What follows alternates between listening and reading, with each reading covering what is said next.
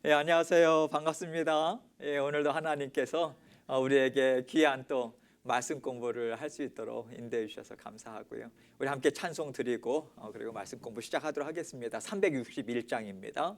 찬송가 361장 기도하는 이 시간. 찬송가 361장 기도하는 이 시간. 우리 함께 361장 찬송 드리도록 하겠습니다.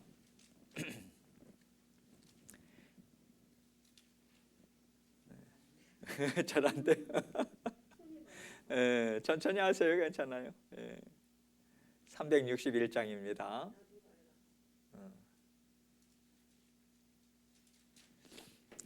기도하는 이 시간 우리 함께 찬송 드리겠습니다. 기도하는 이 시간 주께 무릎 꿇고 우리 구세주 앞에 다 나아가네. 믿음으로 나가면 주가 보살피사 크신 은혜를 주네. 거기 기쁨 있네. 기도 시간에 복을 주시네. 고난 내 마음속에 기쁨 충만하네. 기도하는 이 시간 주가 곁에 오사 인자하신 얼굴로 귀 기울이네. 우리 마음 비우고 주를 의지하면 크신 은혜를 주네. 거기 기쁨인데 기도 시간에 복을 주시네. 고난 내 마음속에 기쁨 충만하네. 기도하는 이 시간 주께 엎드려서 은밀하게 구할 때 곧 응답하네. 잘못된 것 아뢰면 측은히 여기사 크신 은혜를 주네. 거기 기쁨인데 기도 시간에 복을 주시네. 고난 내 마음속에 기쁨 충만하네. 기도하는 이 시간 주를 의지하고 크신 은혜 구할 때 꼭 받으리라. 의지하는 마음에 근심 사라지고 크신 은혜를 주네. 거기 기쁨인데 기도 시간에 복을 주시네. 고난 내 마음속에 기쁨 충만하네. 아멘. 기도하겠습니다. 사랑과 은혜가 늘 풍성하신 아버지 하나님 감사합니다. 오늘 이렇게 주님의 말씀을 공부할 수 있는 시간을 저에게 허락해 주셔서 감사합니다. 이 자리로 이끌어 주신 것도 아버지 하나님의 은혜요, 또 이 시간에도 변함없는 주님의 말씀의 은혜로 저희와 함께하여 주실 줄 믿습니다. 아버지 하나님의 말씀을 배우고 배워서 우리 마음에 주님이 어떠한 분이신가, 얼마나 좋은 분이시고 얼마나 끊임없는 사랑을 우리에게 베풀어 주시는가 마음에 분명하게 받아 누리고, 또 때로는 교훈의 말씀을 주실 때 우리의 심령 가운데 새기고 새겨서 주님 기뻐하시는 삶을 아름다운 향기로운 열매로 올려드릴 수 있는 저희들 될 수 있도록 도와주옵소서. 아버지 하나님께서 이 시간도 오늘 말씀을 공부할 때 깨달아 알게 하시고, 또 아버지 하나님께서 전하는 전하, 또 듣는 모든 아버지 하나님의 사랑하는 성도님들 마음과 생각을 주장해 주셔서 주님께만 온전한 영광 돌리고 주님의 은혜 받아 누리는 이 시간 될 수 있도록 도와주옵소서. 감사합니다. 예수님 이름으로 기도합니다. 아멘. 오늘은 기도하는 법 8과죠. 우리가 먼저 7과 복습을 한 다음에 8과 기도하는 법 같이 공부하도록 하겠습니다. 7과 복습을 13쪽입니다. 우리 함께 복습합니다. 1번을 먼저 보죠. 우리가 취해야 할 영적 양식은 무엇입니까? 하나님의 말씀이죠. 성경이다. 2번입니다. 얼마나 자주 성경을 읽어야 합니까? 매일 읽어야 한다. 자주 읽으면 읽을수록 좋겠죠. 3번 봅니다. 성경 말씀을 읽는 중 성령께서 당신에게 특별히 말씀하신다고 생각되는 부분은 어떻게 해야 합니까? 자, 밑줄을 긋는다. 밑줄을 긋고 또 하이라이트도 하고 다시 볼 때 금방 알아차릴 수 있도록 해놓는 게 좋겠죠. 4번입니다. 성경 말씀을 읽은 후 무엇에 관하여 기도해야 합니까? 말씀 중 특별히 마음에 와닿는 부분을 놓고 기도해야 한다고 했습니다. 우리에게 하나님께서 주시고자 원하시는 말씀이다. 그러한 것을 우리가 받아 누리고 기도해야 한다. 5번입니다. 본과에서 외운 성경 구절을 적어봅시다. 마태복음 4장 4절 같이 읽습니다. 시작. 사람이 떡으로만 살 것이 아니요 하나님의 입에서 나오는 모든 말씀으로 살 것이니라. 마태복음 4장 4절 말씀입니다. 이제 8과 봅니다. 기도하는 법. 기도하는데도 법이 있다. 따라야 할 또 규칙이 있다. 이것은요 우리를 무슨 자유를 제한하고자 하는 것이 아니라 바른 정말 좋은 방법을 우리에게 알려주고자 함이죠. 먼저 여러분들께 나눠드린 프린트물 있지 않습니까? 거기에서 이 과를 통해서 우리가 함께 먼저 생각해야 할 목적이 무엇인가 같이 있습니다. 여러분 나눠드린 프린트물 있죠? 목적을 읽습니다. 시작. 기도의 기본 개념을 배우고 스스로 이 개념들을 사용하여 기도하는 것. 기도의 기본 개념 밑줄 그시고요. 성경이 이야기하는 기도에 대해서 또 여러 가지 본들이 있지 않습니까? 그 본을 따라서 하는 게 가장 좋은 거죠. 그래서 그것을 우리가 개념을 잡고요. 기도하는 것을 계속해서 생활화하는 거죠. 중심 내용을 봅니다. 1번 봅니다. 기도는 우리 아버지이신 하나님과 대화하는 것이다. 중요한 개념이죠. 대화죠. 기도는 대화다.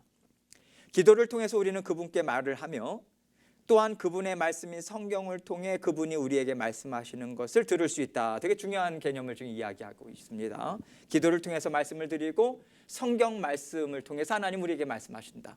이거죠. 2번을 봅니다. 우리는 어느 때나 기도할 수 있다. 어느 때든지 어느 장소에서든지 우리는 기도할 수 있죠. 성령께서 우리 안에 계시기 때문에. 3번 봅니다. 모든 신자는 매일 특정한 시간을 정해놓고 기도해야 한다. 특정한 시간 밑줄 그시고요. 초대교회 때부터 사도들에게 그리고 예수님도 특정한 시간을 정해놓고 기도하셨죠. 아무런 방해도 받지 않는 그런 가운데 하나님과의 친밀한 교제를 나누었습니다. 정해놓고 기도해야 한다.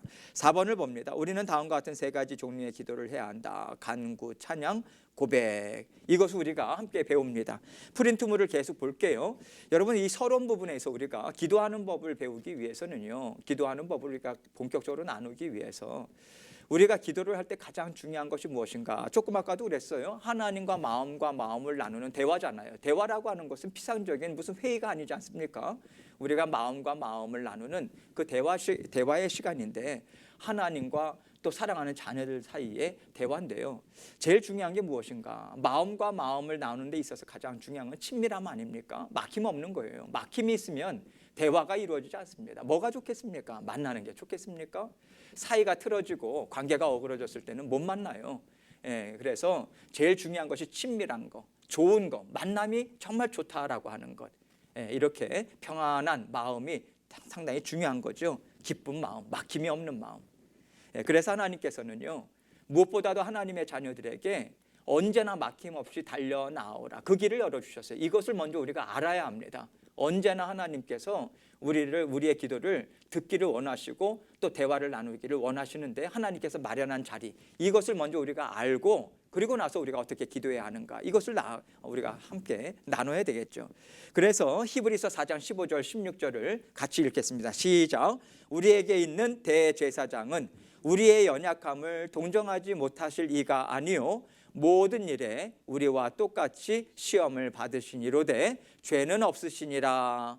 그러므로 우리는 긍휼하심을 받고 때를 따라 돕는 은혜를 얻기 위하여 은혜의 보좌 앞에 담대히 나아갈 것이니라. 자, 15절 말씀 먼저 봅니다. 우리에게 있는 대제사장 누구를 가리킵니까? 주 예수 그리스도를 가리키죠. 대제사장이 왜 필요했습니까? 출애굽기 말씀을 통해서 우리가 계속 배워왔어요. 죄인된 사람이 하나님 앞에 나아가지 못합니다. 반드시 두 가지가 필요하죠. 죄를 속하는 대속제물, 그리고 대제사장, 중재자 역할. 그래서 대제사장인데 이 땅에 있는 모든 인간은, 사람은 유한한 존재죠. 그러나 우리에게 참 대제사장이 있지 않습니까? 참 대제사장이라고 하는 것은 영원하게 우리와 하나님 사이에 중재자 역할을 한다. 그래서 대제사장, 우리 주 예수 그리스도를 뭐라고 이야기하는가? 우리의 연약함을 동정하지 못하실 리가 아니요. 자, 연약함 밑줄 그시고요. 이 연약함이라고 하는 것은요, 사람의 연약성입니다. 어떤 연약함이 있습니까? 대표적으로 죄성이 있죠. 육신의 정욕이 있죠. 원죄 문제가 해결됐다 할지라도 우리는 끊임없이 죄성과 육신의 정욕으로 인해서 우리는 발버둥 쳐요. 때로는 우리가 넘어지죠. 그 연약함이 있는 거예요. 또 한 가지 연약함은 무엇입니까? 한계가 있는 거죠. 사람으로서의 한계가 있는 거예요. 하나님께 나아가고 하나님의 깨끗함을 받는다 할지라도 우리는 스스로 한계를 갖고 있는 유한한 존재고, 그것을 우리가 이해해야 되는 거죠. 그 연약함을 우리의 참 대제사장 되신 예수 그리스도께 동정하지 못하신 이가 아니라는 거예요. 동정하지 밑줄 그시죠. 이 동정하다라고 하는 원뜻이 무엇인가? 함께 순환당하다, 이 뜻이에요. 이 단어에서부터 파생된 것이 동정하다는 것입니다. 그래서 이 그 함께 순환당하다, 어떻게 예수님께서 우리와 함께 순환을 당할 수 있었습니까? 우리와 같은 사람이셨잖아요. 그래서 이 동정하다라고 하는 것은요, 아이고 안 됐다, 내가 너 마음 알지, 그것으로 끝나는 게 아니에요. 이 단어는요, 더욱더 그 연약함을 알고 도와주는 자리까지 적극적으로 나아가는 것이 담겨져 있는 의미가 동정하다라고 하는 것입니다. 언제나 도와줄 그 준비가 되어 있는 거예요.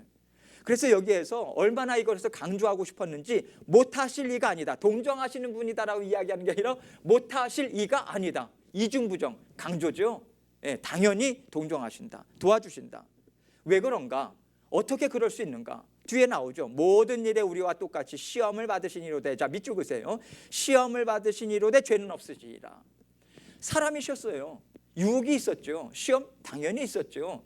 예수님은 이 땅 위에서 사람이 받을 수 있는 시험, 유혹, 연약함 다 체험하셨어요. 배고픔, 졸림, 피곤함, 그 조롱당함, 슬픔, 아픔, 모든 어떤 종류든지 간에. 그러나 죄는 없으시니라. 무슨 이야기입니까? 넘어지지 않으셨다는 얘기죠. 넘어지지 않기 위해서 예수님께서 항상 성경에 나오는 것을 보면요, 항상 무엇을 하셨습니까? 그 바쁜 와중에도 시간을 정해서 하나님 앞에 나아가서 기도로 하나님과 깊은 교제의 시간을 가졌어요. 그게 원동력이었어요. 이것을 우리가 놓쳐서는 안 돼요. 예수님이 그냥 성자 하나님이셨기 때문에 능력이 있으시지 얼마든지 감당하시지, 사람이라고는 왜 생각을 못합니까? 그게 아닌 거예요. 그래서 똑같이 시험을 받으시니로되 죄는 없으시니라. 16절, 그러므로 우리는 긍휼하심을 받고 때를 따라 돕는 은혜를 얻기 위하여, 자 긍휼하심을 받고, 자 밑줄 그시죠. 긍휼하심 기본적인 거예요. 정말 우리는 자비가 필요합니다. 불쌍히 여김이 필요한 거예요. 긍휼하심을 하나님께서는 언제나 베풀어 주시죠. 뿐만 아니라 긍휼하심 때문에 언제나 우리를 지켜보시죠. 그래서 때를 따라 돕는 은혜를 주실 수 있는 거예요. 때를 따라 돕는 은혜. 자 때를 따라라고 하는 것은요, 가장 적절한 시기를 가지고, 가장 적절한 시기. 이것을 사람이 알아요? 하나님이 알아요? 하나님이 알아요. 우리는요, 가장 적절하다라고 하는 것을요, 우리의 인간적인 시각으로 이때가 가장 적절하다 생각하지만, 대부분 보면요, 대체로 보면 우리의 판단은 그렇게 정확하지 않습니다. 성령 하나님께서 판단하시는 게 가장 옳아요. 모든 우리의 주변을 아시고 또 우리의 상황을 아시고 때를 따라 돕는 적절한 은혜, 그 자비와 그 도움도 마찬가지예요. 그 은혜가 어떠한 은혜가 필요한가, 이것을 가장 정확히 아시고 우리에게 주시는 분이시다. 그래서 은혜의 보좌 앞에 담대히 나아갈 것이니라. 자 은혜의 보좌 밑줄 그시고요, 그 밑에다 뭐라고 쓰시냐면 시은좌 이렇게 쓰시면 되겠습니다. 시은좌, 그리고 속죄소 이렇게 쓰시면 되겠어요. 속죄소나 시은좌나 동일한 개념이에요. 시은자라고 하는 것은 베풀시, 은혜 의자죠. 은혜를 베푸는 자리다라고 하는 건데, 구약시대에 보면 그 대제사장이 1년에 하루 대속죄일에 들어가가지고 그 언약궤 뚜껑에 해당되는 것이 속죄소잖아요. 거기에다 피를 뿌려서 하나님께서 그 피를 보시고 그리고 사람을 보실 때 깨끗하다. 왜? 죄가 속해졌으니까. 그래서 그곳에서 만남을 갖고 은혜를 베푸신다. 그래서 베푸는 은혜를 베푸시는 자리다 해서 시은좌다 이렇게 돼 있는데, 이 은혜의 보좌라고 하는 것은요, 구약 시대의 그 시은자를 이야기하는 것이 아니라 우리 예수 그리스도께서 지금 하나님 우편에서 우리를 끊임없이 중보하시잖아요. 그래서 우리는 예수 그리스도 통해서 하나님 앞에 나아갑니다. 그 은혜의 보좌 앞에 담대히 나아갈 수 있는 걸 막힘없이 기쁨으로 달려나아갈 수 있다. 여기에 전제는 뭐냐면 우리의 연약함 때문에 넘어졌다 할지라도 나아갈 수 있다. 담대함으로. 이것이 전제되어 있는 거죠. 그래서 이러한 기본적인 개념을 우리가 생각하고 1번부터 책을 보십니다. 책을 1번부터 9번까지 쭉 이 내용을 우리가 생각하면서 함께 보도록 하겠습니다. 아래 그림은 아버지와 아들이 대화하는 것을 보여줍니다. 그래서 아빠 저기 나무 위에 걸려있는 공 좀 내려주실래요? 하니까 알았다 하지만 다시는 공이 나무에 걸리지 않게 조심해야 된다 이렇게 이야기하죠. 자, 그래서 지금 이것은요, 아버지와 아들이 서로 필요를, 아들은 필요를 아뢰고 아버지는 그것을 이제 기꺼이 도와주고, 그리고 또 앞으로 조심해야 될 것도 이야기하는 그런 대화를 지금 이야기하고 있죠. 아버지의 말이 어느 쪽인가? 자, B번이죠. 아들의 말은 A번이죠. 자, 그러면 15쪽 봅니다. 2번을 봅니다. 대화란, 자, 중요한 개념입니다. 대화란 두 사람이 서로에게 말을 할 때 이루어집니다. 자, 밑줄 보시죠. 대화는 일방통행이 아닙니다. 대화는 두 사람이 서로에게 말을 할 때 이루어집니다. 앞에 아버지와 아들의 대화가 가능한 것 같이 하나님의 자녀도 하늘에 계신 아버지와 대화가 가능합니다. 우리가 하나님 아버지와 대화하는데 필요한 두 요소는 무엇입니까? 하나님의 자녀로서 우리가 하나님께 무엇을 하죠? 말을 합니다. 하나님 아버지께서 당신의 자녀인 우리에게 말씀하십니다. 그렇죠? 대화를 우리는 나누는 그러한 사이다. 이것을 이야기하죠. 3번입니다. 지난 시간에 성경이 하나님의 말씀임을 배웠습니다. 그러므로 하나님께서 우리에게 말씀하시는 것을 듣기 원한다면 우리는 성경을 읽어야 합니다. 그렇죠? 하나님께서 우리에게 말씀하시는 통로는 하나님의 말씀이 성경이라고 했어요. 4번을 봅니다. 성경을 읽는 것만으로는 충분치 않습니다. 대화에는 두 상대가 있어야 하기 때문에 성경을 읽는 것만으로는 하나님과 대화할 수 없습니다. 우리가 하나님과 대화를 하려면 하나님이 우리에게 말씀하시는 것뿐만 아니라 우리도 그분께 말을 해야 합니다. 여러분, 이것을 조금 우리가 오해하지 말아야 되는 것은요, 성경을 읽으면서 우리는 대화가 좀 가능하긴 하죠. 생각을 주고받기 때문에. 그러나 좀 더 적극적으로 깨달은 것을 우리가 마음속에 있는 것을 하나님께 적극적으로 아뢰 때도 있잖아요. 그리고 마음에 간절할 때는 우리 안에서 터져 나오는 게 있잖아요. 그것을 통해서 하나님께 아뢰는 거죠. 그런 개념에서 말을 해야 된다. 이런 것을 지금 이야기를 하고 있는 거죠. 5번을 봅니다. 하나님의 자녀는 아버지이신 하나님께 말을 해야 합니다. 이것을 성경에서는 기도라고 합니다. 자, 밑줄 그세요. 아버지이신 하나님께 말하는 것, 이거를 성경에서는 기도다 이렇게 정의를 내리고 있다는 거예요. 믿는 자가 기도하고 있다면 누가 말하고 있는 것입니까? 기도하는 사람이, 믿음의 자녀가 말하고 있는 거죠. 그러나 그가 성경을 읽고 있다면 지금은 누가 말하고 있는 것입니까? 하나님이다. 그래서 여러분, 기도를 하기 위해서는요, 반드시 말씀과 병행해야 됩니다. 하나님이 우리에게 말씀하시는 것을 깨닫고 그것에 대한 반응을 하나님께 올려드리는 그러한 기도. 그래서 지금 계속해서 성경과 기도를 이 책에서 계속해서 강조하고 있는 거예요. 되게 중요한 포인트죠. 이게 왜 중요한 포인트냐면, 기도를 많이 강조하는 분들은 하나님의 말씀에 대해서 소홀히 하는 분들이 생각이 많아요. 생각이 상당히 위험합니다. 말씀과 더불어서 말씀을 잘 알아야 돼요. 그래야 풍성한 기도를 하나님께 드릴 수 있습니다. 그래서 이 책에서 지금 그것을 병행해서 이야기하는 것은 가장 적절한 강조점이라고 생각을 합니다. 6번을 봅니다. A번이요. 하나님 아버지께서 당신에게 하시는 말씀을 듣고 싶으면 무슨 책을 읽어야 할까요? 성경의 책이죠. 당신이 하나님 아버지께 말하는 것을 성경은 무엇이라고 합니까? 기도다. 자, 7번 중요한 개념 나옵니다.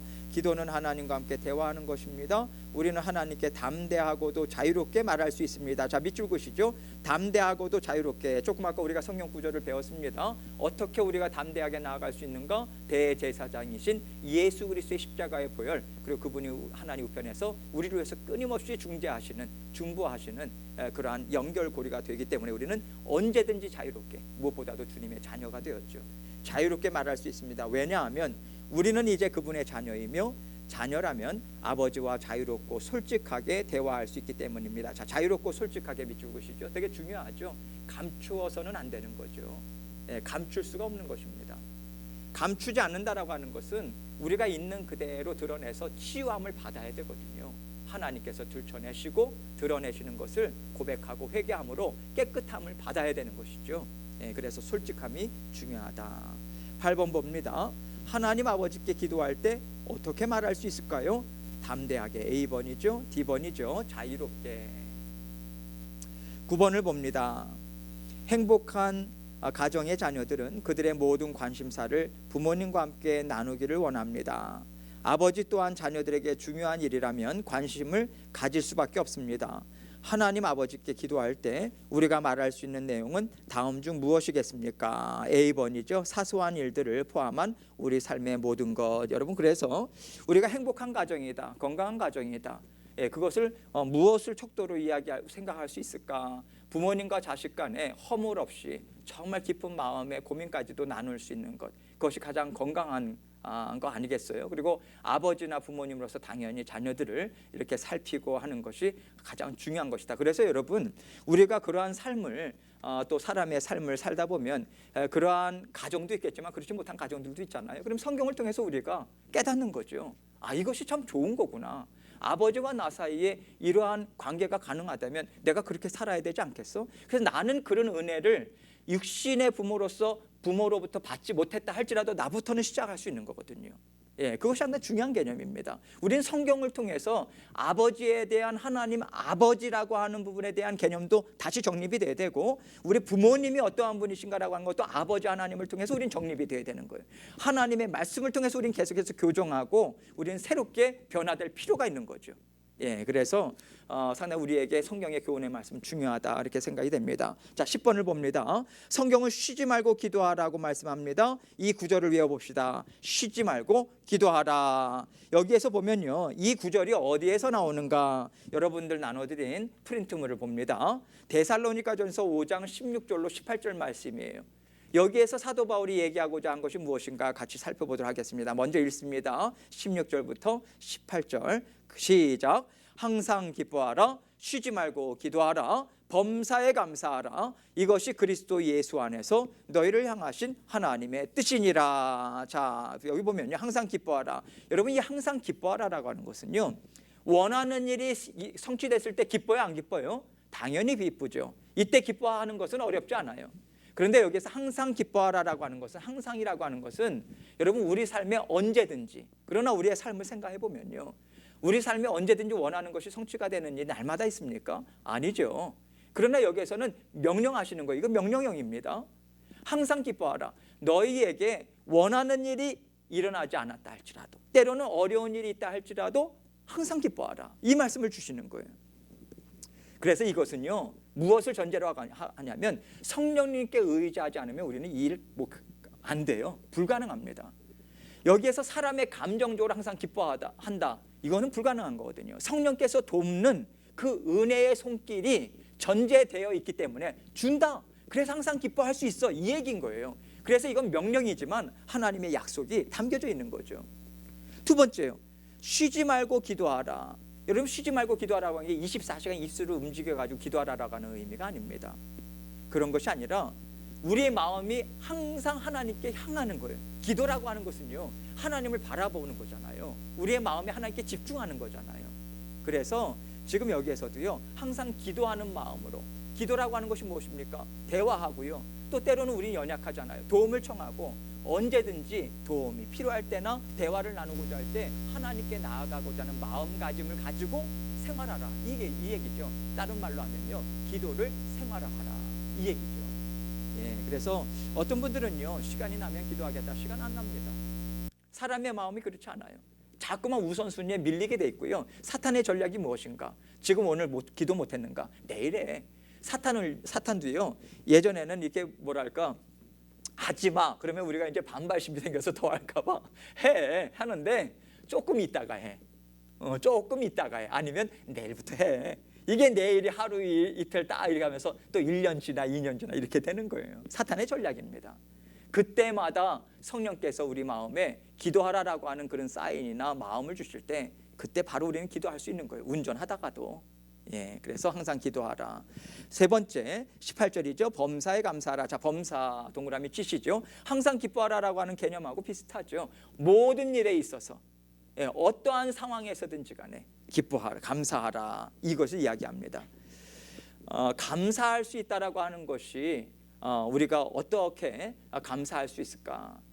바로 이어서요, 뭐라고 이야기하냐면 이것이 그리스도 예수 안에서 너희를 향하신 하나님의 뜻이니라, 이렇게 이야기합니다.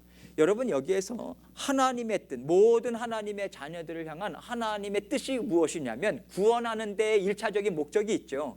목적이 있는데, 그러면 낳고 나서 새롭게 태어나게 한 다음에 하나님께서 가만 놔두십니까? 아니죠. 하나님은요, 우리를 아름답게, 죄인이잖아요, 깨끗이 씻김을 받아야 돼요. 그런데 죄된 속성이 있잖아요. 날마다 교육하고 아름답게 빚어나가야 돼요. 성품도 만지시고 삶도 만지시고 모든 것들을 만지셔서 하나님의 자녀다, 야, 어떻게 저렇게 변할 수 있을까 사람이?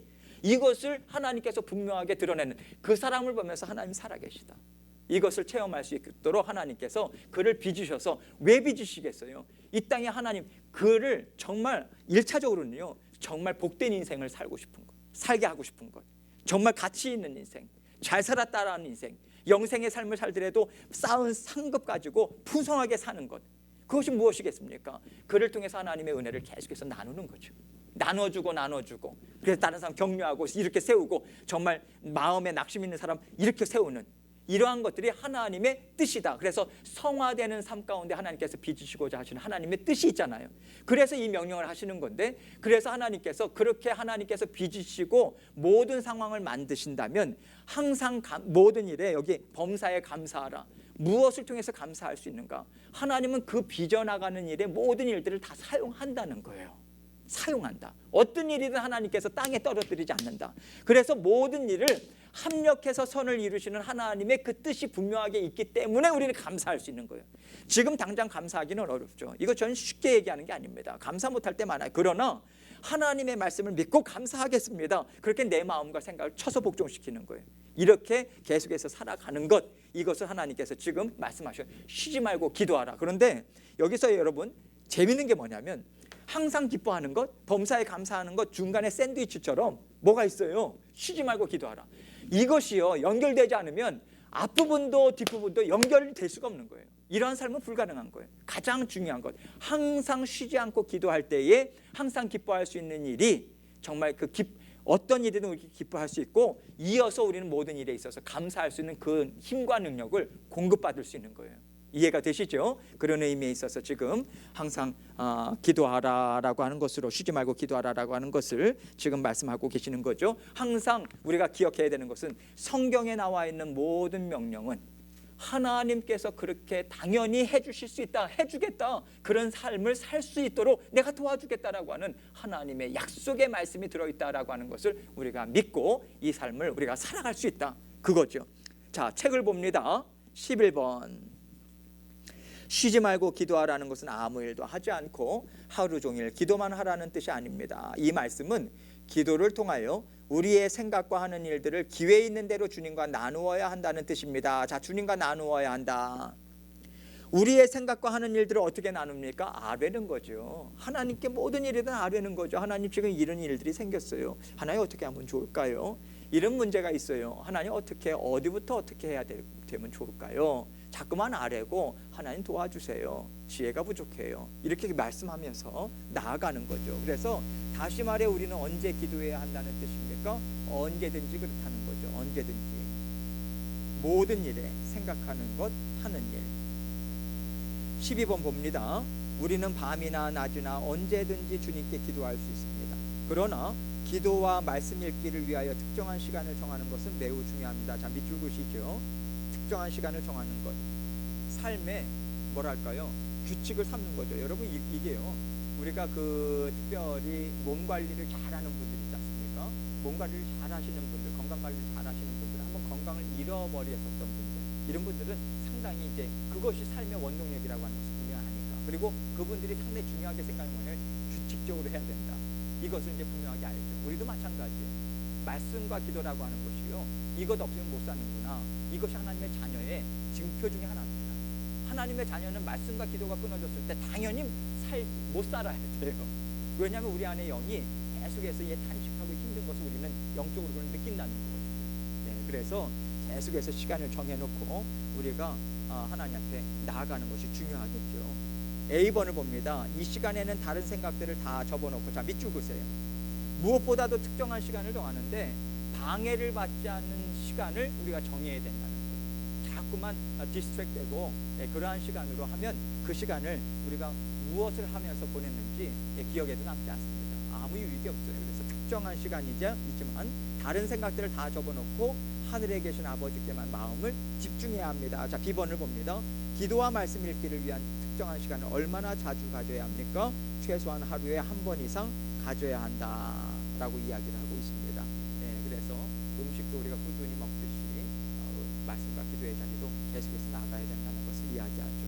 자 이제 세 가지 종류의 기도에 대해서 살펴보려고 합니다. 세 가지 종류가 무엇이 나옵니까? 간구다, 애스킹 하는 거예요.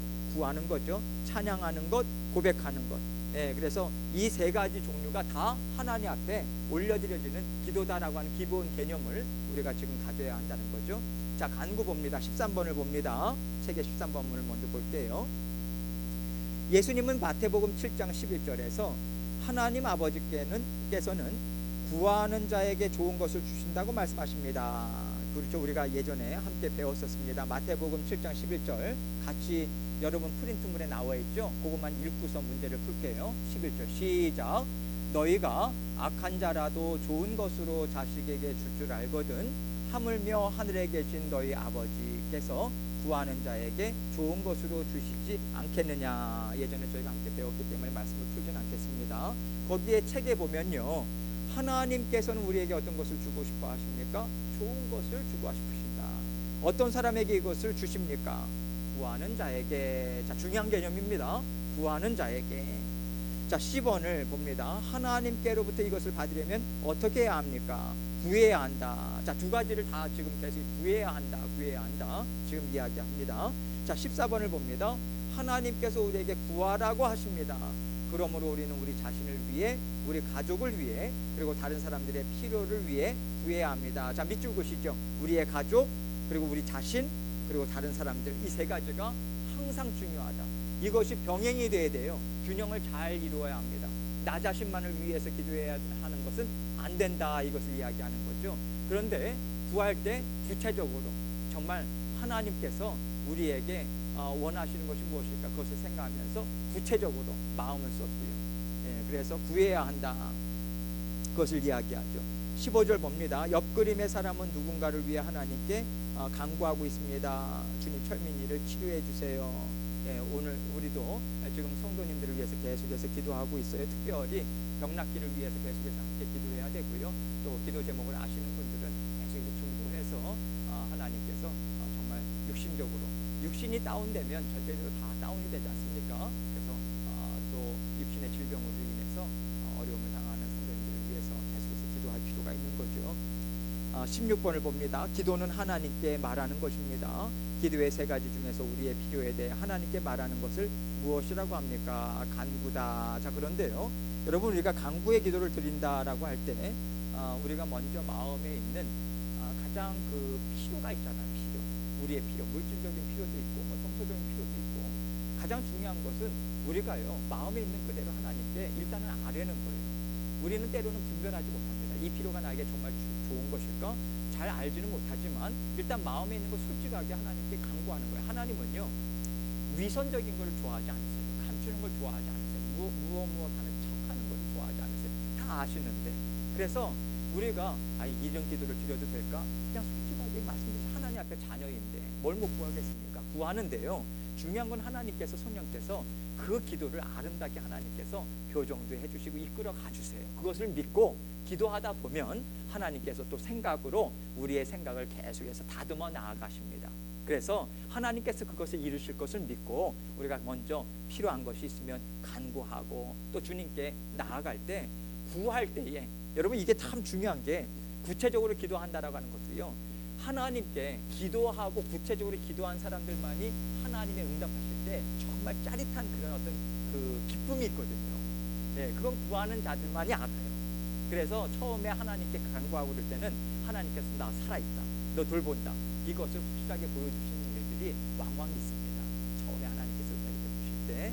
그래서 하나님께 계속해서 이렇게 나아가야 되겠지만, 궁극적으로 우리가 그러면 우리 자신과 또 우리 주변과 가족들을 위해서 무엇을 기도해야 될까? 오늘 에베소서 말씀에는요, 중요한 기도의 본을 이야기하고 있어요. 무엇을 간구해야 되는가? 좋은 것을 간구해야 되는데 하나님께서 무엇을 좋아하시는가? 여기에 나와 있죠. 에베소서 3장 16절로 21절 말씀을 같이 한 절 한 절 보도록 하겠습니다. 지금 사도 바울이요, 에베소 성도님들을 위해서 중보 기도하는 내용이에요. 이것은 에베소 교회뿐만 아니라 모든 사도 바울이 개척하고 또 계속해서 세워나가는 교회들을 위해서 기도했겠죠. 성도님들을 위한 중보의 기도입니다. 그래서 이 기도의 내용은, 이 기도를요, 우리 자신의 이름을 넣고 우리 가족들의 이름을 넣고 또 아는 분들의 이름을 넣으면서 생각하면서 기도하면 정말 좋은 내용이죠. 먼저 봅니다. 16절부터 어떤 것을 기도할까? 그의 영광의 풍성함을 따라 그의 성령으로 말미암아 너희 속사람을 능력으로 강건하게 하시며, 다른 말로 하면요, 하나님은 정말 은혜가 풍성하신 영광의 하나님이시다. 모든 좋은 것을 다 갖고 계신 영광의 하나님께서 그 풍성함을 따라서 성령을 통해서 우리의 속사람을 강건하게 해주십시오. 이것을 먼저 기도합니다. 속사람을 위해서. 여러분, 여기에서요, 속사람이라고 하는 것은 성경에 보면 사도 바울이 좋아하는 표현이 있어요. 겉사람, 속사람 이렇게 이야기합니다. 속사람은 예수 그리스도 안에서 거듭난 영을 얘기하는 거예요. 우리가 영적으로 죽었다가 새로 태어났잖아요. 속사람이에요. 우리의 영이 살아있거든요. 겉사람은요, 우리의 육신입니다.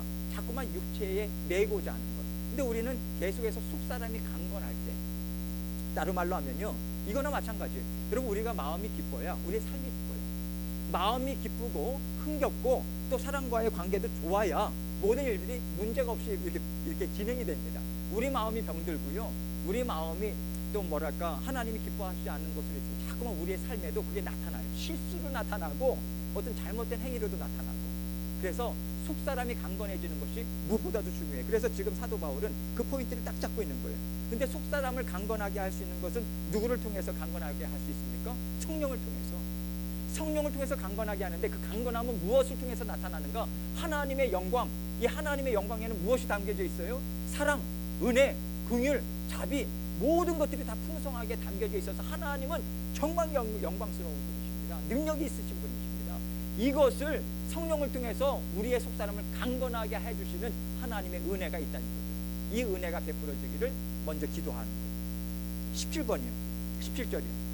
믿음으로 말미암아 그리스도께서 너희 마음에 계시게 하옵시고, 이렇게 이야기하죠. 여러분, 여기에서 믿음으로 말미암아 그리스도께서 너희 마음에 계시게 하옵소서라고 하는 것은요, 우리가 믿음을 통해서 예수님을 영접하죠. 근데 지금 여기에서 이야기하는 것은 그 영접하는 단계를 이야기하는 게 아니에요. 믿음을 통해서 그 이후에 믿음을 우리가 적용하면서 살아가잖아요. 실천하면서 살아간단 말이에요. 이 믿음이 있을 때 성령 하나님께서는, 우리 성부 하나님, 성자 하나님은요, 성령을 통해서 우리의 믿음을 통해서 힘있게 역사하십니다. 그래서 우리 마음에 계시게 하옵시며 라고 하는 의미는 어떤 의미냐면, 우리가 믿음으로 하나님 주신 말씀을 기쁨으로 받고요, 믿음으로 살아가겠습니다 라고 할 때 우리 주님께서 힘있게 우리 안에 임재하시는 거예요. 함께 하시는 거예요. 이해가 되시죠? 믿음을 통해서 영접하는 그 부분뿐만 아니라 그 이후에도 계속해서 믿음으로 성령 하나님 주님께서 우리 마음에 임재하셔서 힘있게 우리와 함께 살아갈 수 있도록 하나님 도와주옵소서, 이것을 이야기하는 거죠. 그래서 너희가 사랑 가운데서 뿌리가 박히고 터가 굳어져서, 이렇게 이야기합니다. 여기에 사랑은 두 가지 의미가 있어요. 사랑 가운데서 뿌리가 박힌대요. 첫 번째 사랑은 무엇을 이야기하는가? 하나님에 대한 사랑이죠. 이것이 먼저 전제가 되는 거죠. 하나님을 향한 사랑, 하나님의 사랑을 믿는 그 안에 뿌리가 박히는 거예요. 두 번째는요, 그 사랑 받아서 형제 자매 간의 사랑이 이루어져야 되죠. 이 두 가지 개념이 함께 포함되어 있는 거예요. 그래서 그리스도인들끼리의 사랑, 이것도 포함이 되어 있는 것입니다. 이 안에 뿌리가 박혀야 된다는 거예요. 견고하게 뿌리가 박히고 터가 굳어져서, 그래서 모든 하나님의 주의 몸된 교회의 가장 근본은 무엇인가? 죽기까지 사랑하신 주 예수 그리스도의 그 사랑하심이죠. 하나님의 사랑하심이죠.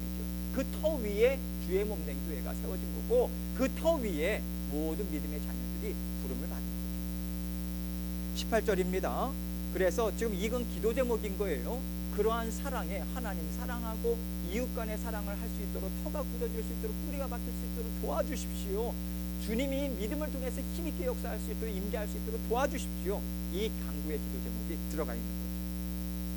18절 능히 모든 성도와 함께 지식에 넘치는 그리스도의 사랑을 알고, 자, 지식에 넘치는 동그라미 치세요. 예수 그리스도의 사랑을 모든 성도들이 알고라고 하는 것은 성경에서 나와 있는 알고라고 하는 것은 체험이라고 말씀을 드렸어요. 단순한 지식적인 알미 아닙니다. 이것을 지식에 넘친다. 왜 지식에 넘치는 것이라고 이야기했을까? 사람의 한계를 뛰어넘는 거예요. 사람의 기대를 뛰어넘는 거예요. 사람의 그런 어떤 소망함을 뛰어넘는 거예요. 그게 무엇일까? 19절이에요. 그 너비와 길이와 높이와 깊이가 어떠함을 깨달아 하나님의 모든 충만하신 것으로 너희에게 충만하게 하시기를 구하노라. 하나님의 충만하심입니다. 그 엄청난 너비, 이것은요, 하나님의 충만하심은요, 끝없이 파고 파도 나오는 하나님의 보물 창고예요. 이것은 사람의 지식에 넘치는 거예요. 사람의 지식을 뛰어넘는 거예요. 우리가 아는 것보다도 더 하나님께 간구해야 될 이유가 여기에 있는 거예요. 하나님, 저는 여기까지 알았어요. 이제는 저는 더 이상 배울 게 없어요. 그게 없습니다. 하나님 앞에 설 때까지 하나님 더 풍성하게 주님의 사랑의 깊이를 알기 원합니다. 넓이를 알기 원합니다. 이것을 계속해서 지식에 넘치는 그리스도의 사랑을 알고 체험해 알기를 원합니다. 예, 그래서 너희에게 충만하게 하시기를 구하노라. 여러분, 여기 충만하다로 하나님의 충만함을 우리가 사실 어떻게 가질 수 있겠습니까? 이것은 무엇이냐면 예수 그리스도의 장성한 분량까지 자라나라. 사도 바울이 그렇게 권면한 적이 있죠. 장성한 분량, 성숙하라는 거예요. 계속해서 우리가 부모님의 사랑도요, 어렸을 때 아는 것보다 1살, 2살 먹고 티네이저가 되고 또 청년이 되고 결혼하면 아버지 또 엄마의 마음도 알게 되고 더 이렇게 알게 되죠. 자식을 키워보면 또 알게 되고 손주 손녀 낳게 되면 또 알게 되고 이런 거죠. 그래서 계속해서 자라나라 라고 하는 것을 이야기하고 있고요. 20절 우리 가운데서 역사하시는 능력대로, 자, 밑줄 그시죠. 언제나 풍성하게 누가 역사하세요? 성령 하나님께서 능력으로 역사하시는 거예요.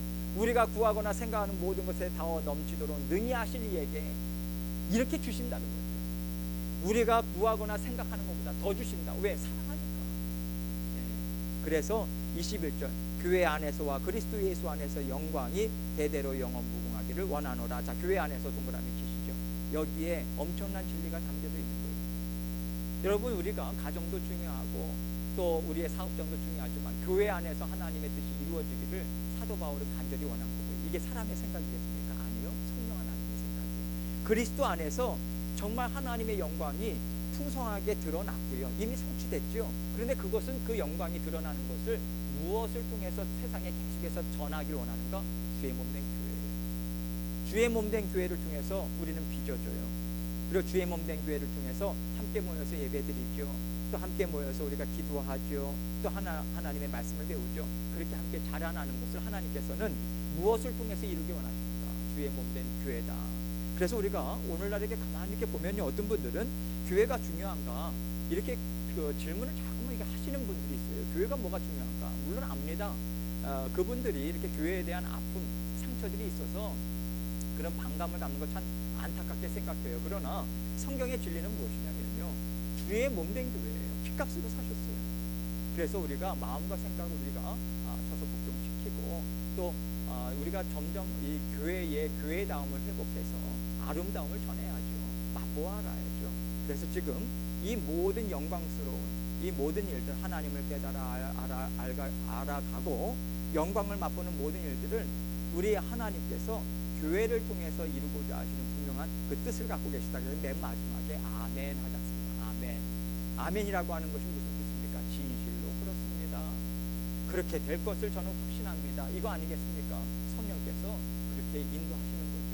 확신 있게. 예, 그래서 우리가 강구를 할 때 기도의 내용, 예, 그래서 여러분들이 성경책을 갖고 계시다면 그 이 기도의 내용은 하이라이트하고 박스를 딱 쳐놓으세요. 되게 좋은 기도의 내용입니다. 예, 저도 제 성경책에 성경책을 새로 살 때마다 이 박스를 쳐놓고 하이라이트 해놓는, 빠짐없이 해놓는 것은 이 부분이에요. 예, 정말 중요한 중보 기도의 제목들이죠. 이것을 기억하면서 우리가 기도할 때마다 또 손주 손녀들을 위해서 기도할 때도 이 내용 가지고 우리 사랑하는 누구가 정말 그리스도의 사랑을 알고 이렇게 계속해서 이 내용을 가지고 기도하면 풍성한 기도의 내용이 될 수 있다라고 하는 거죠. 자, 두 번째 찬양입니다. 먼저 17번부터 여러분 책을 보세요. 17번부터 20번까지 문제를 풀고 그리고 찬양에 대한 이 내용을 우리가 함께 생각해 보도록 하겠습니다. 17번입니다. 때때로 우리의 기도가 단지 우리의 필요만을 구하는 것일 수도 있습니다. 우리는 받기만 좋아할 뿐 하나님께 드리는 데는 인색할 수 있습니다. 늘 받기만 하고 전혀 드리지 않는다면 옳다고 할 수 있을까요? 아니죠. 18절 우리는 하나님께로부터 헤아릴 수 없는 축복을 받았으며 그 무엇보다 구원의 선물을 받았습니다. 그렇다면 우리는 그분께 무엇을 드려야 할까요? A번이죠. 진실된 감사. 10번입니다. 찬양. 19번입니다. 기도하기로 정해놓은 시간에 또는 아무 때나 기회가 있을 때마다 우리는 하나님께 찬양과 감사를 해야 합니다. 우리는 하나님의 하나님 되심을, 그분의 위대함과 사랑, 신실하심을 찬양합니다. B번입니다. 우리는 하나님께서 우리에게 베풀어 주신 모든 것에 대해 감사합니다. 20번 옆 그림의 사람은 하나님을 찬양하고 있습니다. 주님 당신은 얼마나 놀라운 분이신지요. 이 찬양이라고 하는 내용, 여러분 그래서요 우리가 주일마다 모여서 예배를 드려요. 예배에는 무엇이 있습니까? 기도가 있어요. 찬양이 있어요. 말씀을 받습니다. 하나님께 감사를 표하는 그런 시간이 있습니다. 여러분 이게 그냥 나오는 게 아니에요. 예배의 자리는 하나님의 만남의 자리잖아요. 만남의 자리는 주고받는 자리예요. 네, 하나님께 1차적으로 사실은 주고받는다라기보다 먼저 드리는 자리입니다. 이게 가장 우선이에요. 우리는 예배를 드리러 가는 거예요.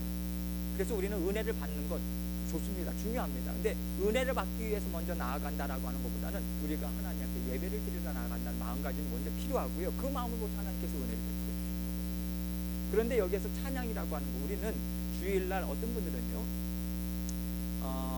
예전에 이렇게 보면 앞에 찬양 시간에 안 와요. 그리고 저녁 오후 끝나고 설교 끝나자마자 나가세요. 여러분 이게 되게 중요한 게 이 예배는 전체로 하나님께 드려야 돼요. 마음가짐부터. 그래서 이게 그 마음을 준비하고 하나님께 찬양을 드릴 때 거기에 나와 있는 찬양이 하나님이 행하신 일에 대해서 기뻐하는 거예요. 하나님 지난 한 주간 이렇게 은혜를 베풀어주셔서 감사합니다. 음률 있는 기도를 하나님께 올려드리는 거예요. 찬양도 기도입니다. 음률 있는 기도예요. 적극적으로 해야 되는 거예요. 이게 예배예요. 이건 빠뜨려서 되는 게 아니라 이건 예배예요. 찬양도 힘있게 찬양드리고 회개의 그 찬양이 있으면 힘있게 드려서 우리의 속사람을 이렇게 하나님 앞에 막 드려야 되는, 적극적으로 드려야 되는 거예요. 그리고 말씀을 받고 오늘 이 말씀을 주시는가 감사해서 또 기도 드리고 또 지난 한 주간 하나님께서 베풀어 주신 은혜 생각하면서 시간도 드리고 물질도 드리고 그러면서 하나님께서 주신 또 은혜도 받고요. 그러면서 한 주간 살아갈 수 있는 힘을 얻는 자리가 어떠한 자리입니까? 예배의 자리. 믿는 자들에게 있어서 예배의 자리는 그래서 하나님께서 예수 그리스도께서 그 사망 것에 깨뜨리고 부활하신 첫날 그 부활하신 그 생명 되신 예수 그리스도의 그 사랑을 생각하면서 우리가 그 주일마다 우리는 부활에 동참하는 거예요. 그것을 기억하면서 그게 예배입니다. 얼마나 중요한지 몰라요.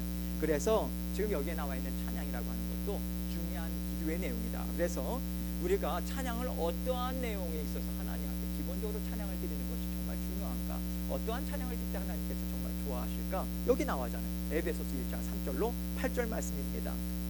이 말씀을 하나하나 풀게요. 사도 바울은 무엇을 하나님 앞에 찬양하며 기도를 올려드렸습니까? 3절 봅니다. 찬송하리로다. 먼저 이렇게 이야기하죠. 찬송하리로다. 찬송합시다. 왜? 하나님 곧 우리 주 예수 그리스도의 아버지께서 그리스도 안에서, 자 동그라미 치세요. 엔 크리스토. 언제나 사도 바울이 가장 중요한 개념으로 생각하는 것, 그리스도 안에서 모든 것이 다 통합니다. 그리스도 안에서가 없으면 밖에서는 구원이 없어요. 그리스도 안에서 하늘에 속한 모든 신령한 복을, 신령한 복 동그라미 치시죠. 우리에게 주시되, 이렇게 얘기하죠. 하늘에 속한 하나님만이 주실 수 있는 모든 신령한 복을 우리에게 주셨다, 이 얘기를 합니다. 예수 그리스도 안에서, 그리스도 안에라고 하는 것은 두 가지 개념이에요. 두 가지 개념이 뭐냐면 예수 그리스도 안에서 우리 거듭났어요. 예수 그리스도 때문에서 연합됐어요. 하나님의 자녀로. 뿐만 아니라 예수 그리스도를 통해서 계속해서 우리는 풍성한 은혜를 받아들입니다. 신령한 복은, 이 신령한 복은 우리의 영, 속사람이 강건하게 필요한 모든 하나님의 풍성하신 영광의 풍성한 지혜, 능력, 이 모든 것들로 우리에게 신령한 복을 채워주셨다, 이것입니다. 신령한 복, 그러면 왜 신령한이라고 이야기를 했을까? 우리에게 무엇보다도 가장 중요한 속사람을 채우는 복이 신령한 복인 거예요. 영적인 복. 우리는 자꾸만 복 그러면 물질적인 복으로만 한정해서 그래요. 그래서 신령한 복이라고 하는 개념을 우리가 잡는 것이 중요하다는 거죠. 그런데 그 신령한 복이 어느 때부터 예비가 된 것인가, 이게 중요한 거죠. 또 4번 보세요. 4절 보세요. 곧 창세전에 그리스도 안에서 우리를 택하사. 자, 그리스도 안에서 또 밑줄 보세요. 계속 반복되죠. 창세전에, 여러분 세상이 창조되기 전에 이미 그리스도 안에서 우리를 택하셨대요. 자녀 삼으셨대요. 생명책에 기록하셨대요. 이것은 우리가 이해가 됩니까? 죽었다 깨나도 이해가 안 되는 거예요. 성령을 통해서 그러나 믿어지는 거예요. 우리가 하나님께서 창세전부터 우리를 선택하셨다. 하나님의 자녀로 삼아주시고, 택하사라고 하는 것이 그 개념인 거죠. 우리를 택하셔. 그래서 그리스도 안에서라고 하는 것은요, 예수 그리스도께서 창세전에 계셨다는 거예요, 안 계셨다는 거예요? 계셨다는 거죠. 그래서 성자 하나님께서 창세전에 이미 선지하셨다. 이것 또한 증거를 할 수 있는 그런 말씀이죠. 우리로 사랑 안에서 그 앞에 거룩하고, 이게 택하신 목적이에요. 왜 택하셨냐? 우리로 사랑 안에서, 자, 이게 되게 중요한 거죠. 사랑 안에서 그 앞에 거룩하고 흠이 없게 하시려고. 자, 거룩하고 동그라미 치시고, 흠이 없게 동그라미 치시고. 여러분, 여기에서 흠이 없게라고 하는 것은요, 구약 제사를 드릴 때 특별히 이스라엘 백성들에게 하나님께 올려드릴 제사에는 흠이 없다 그랬더니, 흠이 없는 것을 드려야 된다 그랬어요. 결점 없는 것, 상처 있는 것이나 모자란 건 안 됩니다. 흠이 없는 거, 완전한 걸 드려야 되는 거예요. 예, 그래서 거룩하고 흠이 없게 하시려고. 이 얘기는 무엇인가? 우리가 거룩할 수 있어요? 스스로 흠이 없을 수 있어요? 아니죠.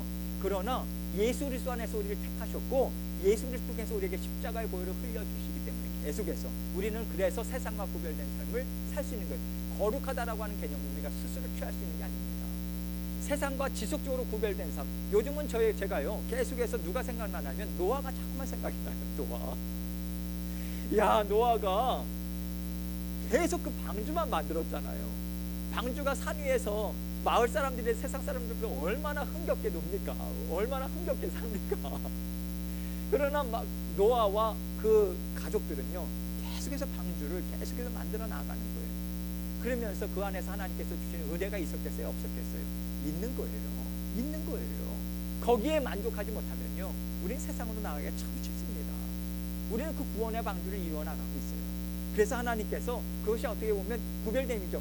노아나 노아의 가족들이 세상 사람 같이 즐기겠다, 방주만 만듭니다. 안 돼요.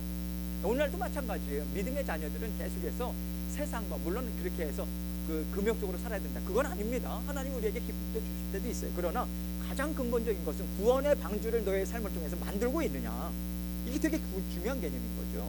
예, 거기에 우리의 마음을 쏟고 생각을 쏟고, 그게 구별됨이고요.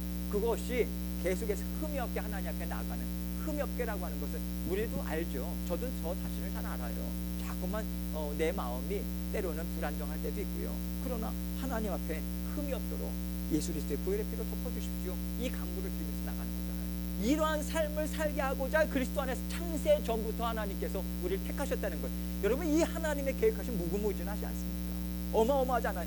그렇기 때문에 그렇게 우리를 창세전부터 우리를 예비하시고 그렇게 기대하는 마음으로 너가 우리를 세상에 보내셨는데 하나님께서 우리 외면하시겠냐 이거예요. 그 정성이 있는데, 마음을 쏟은 게 있는데, 이해가 되시죠? 그 정도로 우리는 사랑받는 존재다. 그래서요, 우리가 정말 예수님 만나야 돼요. 예수님을 만나야, 우리가 예수님 만나기 전에 우리의 인생을 참 이렇게 소홀하게 생각하고 말입니다. 아무 가치 없는 것으로 생각하고 그럴 때가 많잖아요. 예수님 만나야, 야, 내가 이런 존재구나 하나님 앞에서. 이게 우리가 파악이 되는 거예요. 생각이 되는 거예요. 그래서 구원이라고 하는 것은 전인격적인 구원이에요. 우리의 전인격을 하나님께서 완전히 성도일 때 바꿔놓으십니다. 자, 5절을 봅니다. 그 기쁘신 뜻대로. 자, 밑줄 보세요. 억지로 하신 게 아니라는 거예요. 그 기뻐하시는 뜻 가운데 이루어진 거예요. 우리를 예정하사. 예정이라고 하는 것이요, 이제 이미 예정이라고 하는 것은요, 문자적으로 무슨 뜻이냐면 미리 정했다, 이 뜻입니다. 미리 정했다. 예, 이것을 가지고 하나님 불공평하다, 우리가 그렇게 생각해서는 안 됩니다. 나에게 먼저 하나님께서 그 은혜를 베푸셨다, 거기에 초점을 맞추고 그 은혜가 다른 이들에게도 펼쳐질 수 있도록 적극적으로 살아가야 하는 것이 하나님이 우리를 향하시기 기뻐하는 뜻이지, 하나님께서 이렇게 누구는 예정하시고, 여러분 우리는 하나님이 기쁘신 뜻을 다 이해 못해요. 피조물이 어떻게 다 이해합니까? 그래서 거기에 상처받고 말입니다. 하나님은 공평하지 않다. 여러분 그렇게 우리의 영혼에 상처를 입혀서는 안 되는 거예요. 그래서 예정하다. 감사합니다. 먼저 나를 하나님께서 정해주셨네요. 감사합니다. 예수 그리스도 말미암아 자기의 아들들이 되게 하셨으니, 6절입니다. 이는 그가 사랑하시는 자 안에서 우리에게 거저 주시는 바 그의 은혜의 영광을 찬송하게 하려는 것이라. 자, 거저 주시는 바 미칠 것이죠. 맞죠? 그래서 은혜잖아요. 우리 공로 있었어요? 없었어요. 거저 주셨어요. 과분하게 주셨어요. 그래서 찬송하는 거잖아요. 찬송이 절로 나오는 거잖아요. 여러분 나는 받을 자격이 없지만 은혜를 받을 때 그 사람에게 감사합니다. 감사합니다. 감사합니다. 여러분 그 기억나시죠? 그럴 때 진정한 감사, 그렇게 이루어 주신 일에 대해서 감사, 그게 찬송이잖아요. 이렇게 행해 주신 일들을 기억하면서 감사합니다. 그게 찬송이거든요. 그래서 그 찬송이 자연스럽게 나올 수 있도록 하나님께서 그 정도로 부어주신다. 그래서 우리는 하나님께 찬송할 수 있다. 이 얘기를 하는 거예요. 사도 바울은 그만큼 하나님께서 쏟아부으신 사랑이 크다, 이 얘기를 하고 싶은 거예요. 7절, 우리는 그리스도 안에서 그의 은혜의 풍성함을 따라 그의 피로 말미암아 속량 곧 죄사함을 받았느니라. 속량 동그라미, 그리고 죄사함 동그라미. 이 속량이라고 하는 것이요, 속전이죠. 속전. 노예를 자유케 하는, 그러한 지불하는 그 노예값, 그것이 속전이죠. 그렇게 예수 그리스도의 피값으로 우리를 사셔서 죄의 노예에서 해방시키셨다. 그래서 그것이 무엇인가? 죄사함이다. 이 죄사함이라고 하는 것이 무엇입니까? 1차적으로는 원죄죠. 2차적으로는요, 죄들이죠. 계속해서 우리가 죄, 정말 하나님 앞에 그 범죄함으로 하나님 앞에 담대하게 달려나가지 못하게 막는 것들 또한 사함을 주신다. 이것은 그의 은혜의 풍성함을 따라.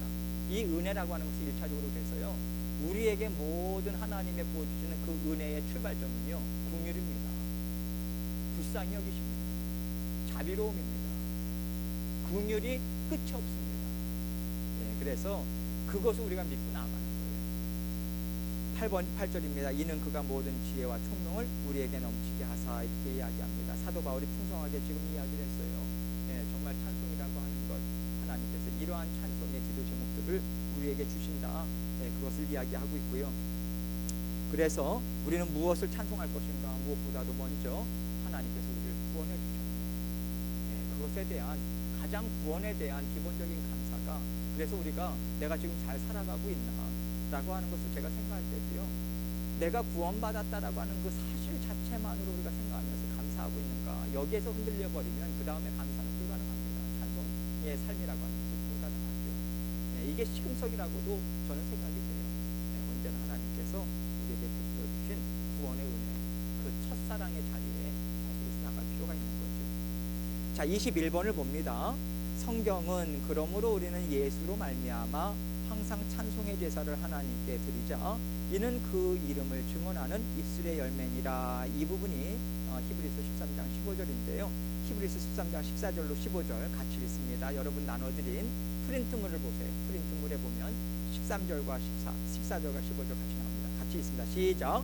우리가 여기에는 영구한 도성이 없으므로 장차 올 것을 찾나니 그러므로 우리는 예수로 말미암아 항상 찬송의 제사를 하나님께 드리자. 이는 그 이름을 증언하는 입술의 열매니라. 여기에는 영구한 도성이 없다는 얘기가 뭐예요? 이 땅은 영구한 도성이 아니라는 거예요. 우리는 천국 백성입니다. 이 땅은 우리가 순례자로 살아가고 있어요. 그래서 우리가 예수로 말미암아 밑줄 그시죠. 예수 그리스도의 십자가 대속의 죽으심과 그 구원의 은혜, 그리고 예수님의 자녀로서 살아가는 그러한 고난에 동참하는 것, 이것을 지금 이야기하고 있는 거죠.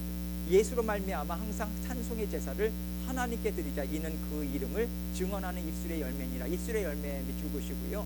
입술의 열매라고 하는 것은 찬미의 제사를 이야기하는, 찬양의 제사든 입술의 열매든 동일한 개념이에요. 여러분 제사라고 할 때는요, 이 제사라고 하는 기본적인 개념에는 무엇이 담겨 있습니까? 희생이 담겨 있어요. 헌신이 담겨 있어요. 그래서 찬양이라고 하는 것이 우리가 찬송, 기뻐하면서 하나님을 찬양하는 것도 포함이 되겠지만, 무엇보다도 우리가 정말 이 땅을 살아가면서 예수 그리스도의 이름으로 우리가 영광도 받지만, 예수 그리스도로 인하여서, 예수 그리스도의 이름으로 인해서 우리가 고난에 동참하는 경우도 있습니다. 그러나 우리를 아름답게 빚으신 하나님의 뜻이 있다 생각하고 이렇게 계속해서 찬미의 제사를 하나님께 올려드릴 수 있는 것이죠. 그래서 지금 입술의 열매 찬양을 계속해서 이야기하고 있고요. 22번부터 23번을 봅니다. 먼저 책에 있는 내용 이것을 보고 그리고 세 번째 고백이라고 하는 내용을 보죠. 22번입니다. 하나님의 사랑에 대한 감사로 우리는 무엇을 드릴 수 있을까요? 찬양의 제사를 드릴 수 있다. 지금까지 살펴본 기도의 두 종류는 무엇이었습니까? 간구와 찬양이었다라고 하는 것으로 같이 이야기하고요. 자, 세 번째 고백입니다. 고백을 할 때 사실은 우리가 항상 하나님 앞에 예배를 드리고 이렇게 나갈 때 사실 고백이라고 하는 차원이 먼저 우리에게 좀 전제가 될 필요가 있어요. 고백을, 죄에 대한 고백, 이것을 먼저 하나님께 올려드리는 것이 먼저 가장 필요하지 않을까. 그래서 근데 지금 세 번째로 어쨌든 책에서는 다루니까 이 고백을 할 때 제가 마태복음의 내용을 인용을 했습니다. 마태복음 26장 69절로 75절. 이게 그 가이드, 인도자 가이드 책에 보면요, 이 내용이 나와요. 이것을 함께 좀 생각해보고 고백의 내용을 다뤘으면 좋겠다. 그래서 제가 여기에 이제 이야기했는데, 베드로에게, 여러분이 베드로의 입장이 되어서 베드로가 하나님 앞에, 예수님 앞에 어떠한 마음이었는가, 이것을 좀 생각하면서 말씀을 좀 생각을 하기 원합니다. 마태복음 26장 69절로 75절인데요. 여러분 나눠드린 프린트물을 봅니다. 자, 베드로가 지금 예수님 앞에서 베드로가 부인을 할 때의 그 장면을 이야기하고 있어요. 베드로가 바깥들에 앉았더니 한 여종이 나와 이르되 너도 갈릴리 사람 예수와 함께 있었도다 하거늘. 지금 바깥들이라고 하는 것은 베드로가요, 여러분 아시는 내용이지만 베드로가 요한, 사도 요한의 인도함을 받아가지고 가야바라고 하는 제사장, 거기에서 예수님에 대한 신문이 있었잖아요. 산헤드린 공회원들이. 그래서 그 가야바의 집들입니다. 여기 안으로 들어갔어요. 그런데 거기에서 한 여종이라고 나와 있습니다. 그 여종이라고 하는 것은 이 요한은요, 그 당시에 대제사장하고 어느 정도 안면이 있었던 사람인데, 요한이 좀 안면이 있었던 것 같아요, 여종하고. 근데 베드로가 같이 들어오는 것을 보고 아마 눈여겨서 봤을 수도 있죠, 그 여종이. 그래서 갑작스럽게 너도 갈릴리 사람 예수와 함께 있었도다, 이렇게 갑작스럽게 이야기한 거예요. 얼마나 당황스러워요. 그래서 70절에 베드로가 모든 사람 앞에서, 밑줄 그으세요, 모든 사람 앞에서, 그 사람 앞에서만 이야기한 게 아니에요. 조용하게 모든 사람 앞에서 부인하여 이르되, 부인 밑줄 그으세요, 나는 내가 무슨 말을 하는지 알지 못하겠노라 하며, 자, 모든 사람의 앞에서 부인하여. 자, 예수님이 지금 산헤드린 공회원 앞에서 그렇게 신문을 받고 상당히 절체절명의 위기 상황이죠. 그래서 베드로도 목숨의 위협을 지금 느끼고 있는 거예요. 그러니까 갑작스럽게 그와 한패다라고, 그러한 같이 있었다라고 하니까 놀라가지고 지금 모든 사람 앞에 부인하는데, 내가 무슨 말을 하는지 못하겠노라. 여러분, 이것은요, 공식적인 마치 법정에서 공식적인 선수와도 같은 표현을 합니다, 지금 사도 베드로. 그런데 여기에서 71절 말씀 보세요. 앞문까지. 그래서 그거 부인한 다음에 너무 이제 당황스러운 거죠. 당황스럽고 이미 그런 몇몇 사람들의 눈초리를 받았을까, 얼마나 불안합니까. 그래서 그 자리를 피하고자 했던 것 같아요. 앞문까지 나아가니 다른 여종이 그를 보고 거기에 있는 사람들에게 말하되 이 사람은 나사렛 예수와 함께 있었도다 하며, 아주 확신 있게 이야기하는 거예요. 나사렛 예수와 함께 있었다. 여기에 앞문이라고 하는 것은 출구를 이야기합니다. 그 집안에 이제 출구, 사람들이 많이 모여 있었을 거 아니에요. 그래서 출구로 이제 빠져나가려고 했는데 걸린 거예요. 그랬으니까 72절에 베드로가 맹세하고, 자, 밑줄 그으세요, 맹세. 앞에서는 부인했죠. 근데 이번에는 맹세까지 합니다. 맹세하고 또 부인하여 이르되, 자, 이중적인 것이 나와요. 나는 그 사람을 알지 못하노라. 자, 그 사람 밑줄 그으세요. 여러분, 맹세까지 하면서 그 사람을 알지 못하게 했는데, 지금 그 사람은 누구를 얘기합니까? 예수님이 그렇게 사랑을 하셨는데 그 사람 알지 못한다.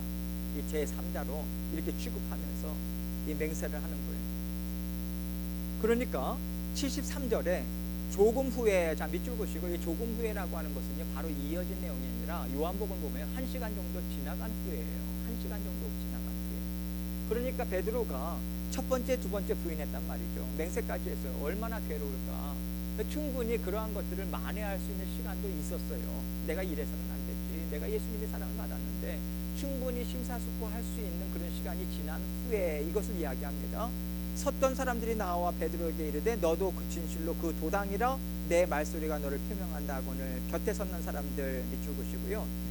그 요한에 따르면요, 이때 베드로 곁에 섰던 사람들이 말고라고 하는 사람이 이 베드로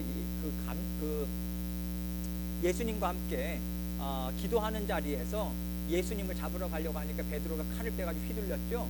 그래서 귀가 베어진 사람의 이름이 말고예요. 말고의 친척들이 있었던 거예요. 그 사람들이 알아봅니다. 예, 그래서 진실로 그 도당이라 한패다 내 말소리가 너를 표명한다 하거늘. 내 말소리라고 하는 게 지금 여기는 유대 지역이에요. 근데 이 사람들은 갈릴리 출신이에요. 쉽게 얘기하면 갈릴리 사투를 쓴다 이거죠.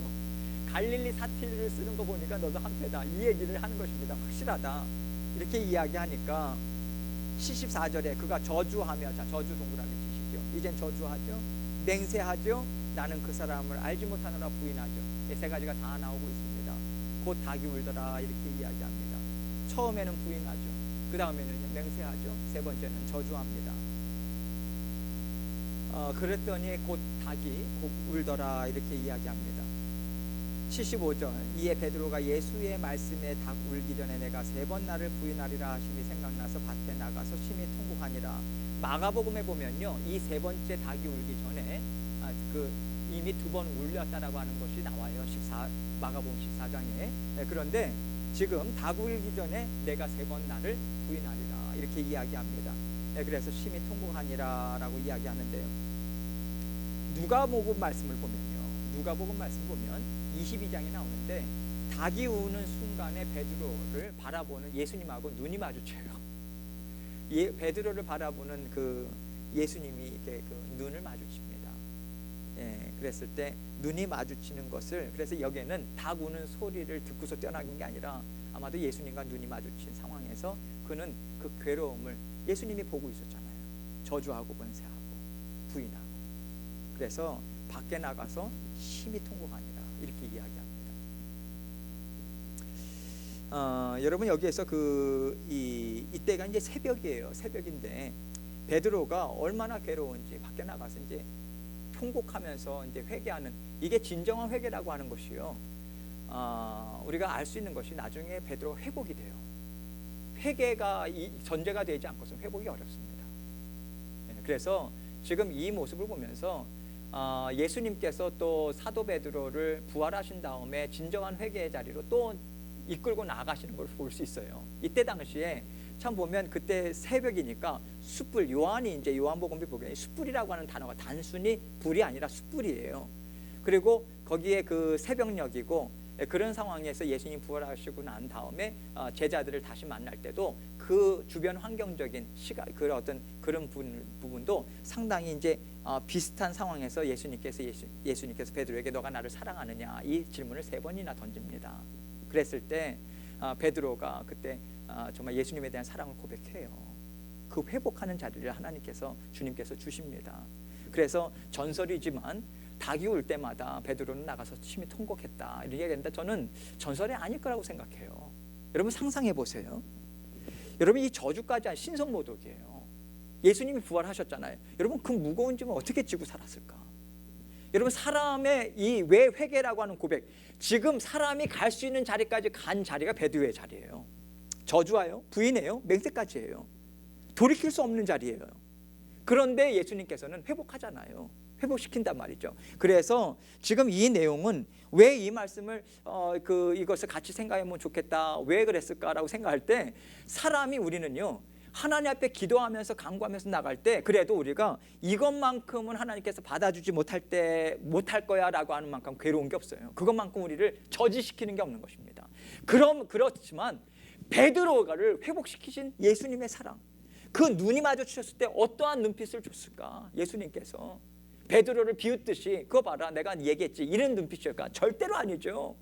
베드로야 너는 이것을 잊지 말아야 돼. 사람은 연약하다.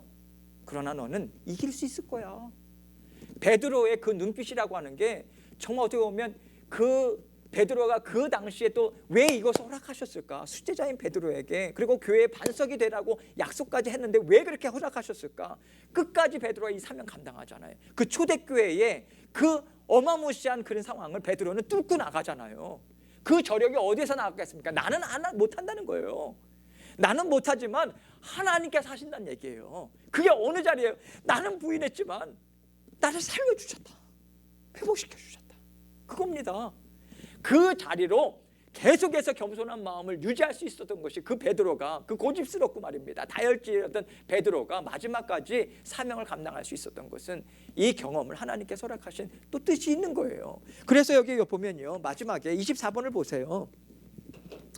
여기 24절 이 4번을 보면요, 성경은 만일 우리가 우리 죄를 자백하면 그는 미쁘시고 의로사, 밑줄그세요. 미쁘시고 믿음직스럽다는 거죠. 왜 믿음직스러워요?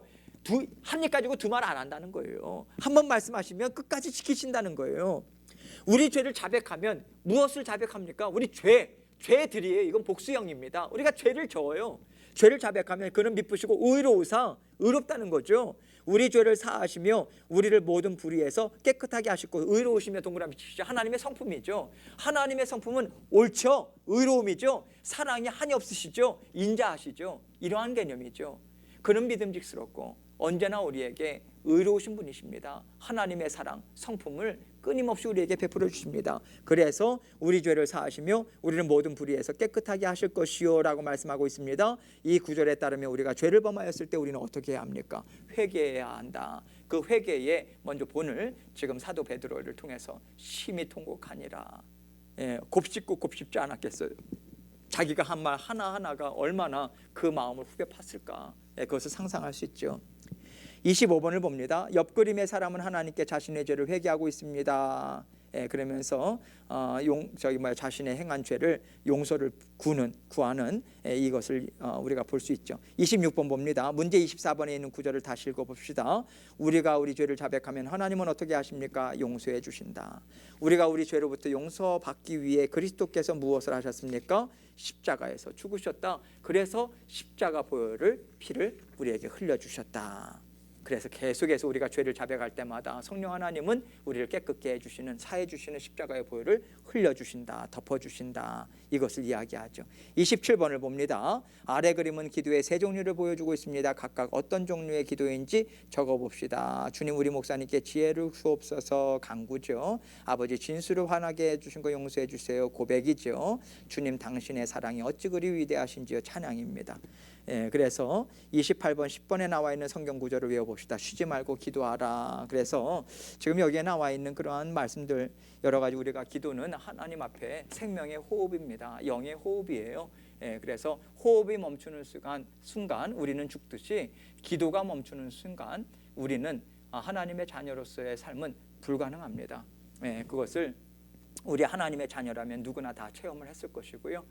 그래서 우리가 이번 과를 통해서 계속해서 하나님께서 주신 말씀, 이것을 우리가 본을 삼아서 계속해서 찬양하고 고백하고, 또 하나님 앞에 간구의 기도의 제목을 하나님께 올려드리고 힘있게 우리가 주님과 함께 동행하기 원합니다.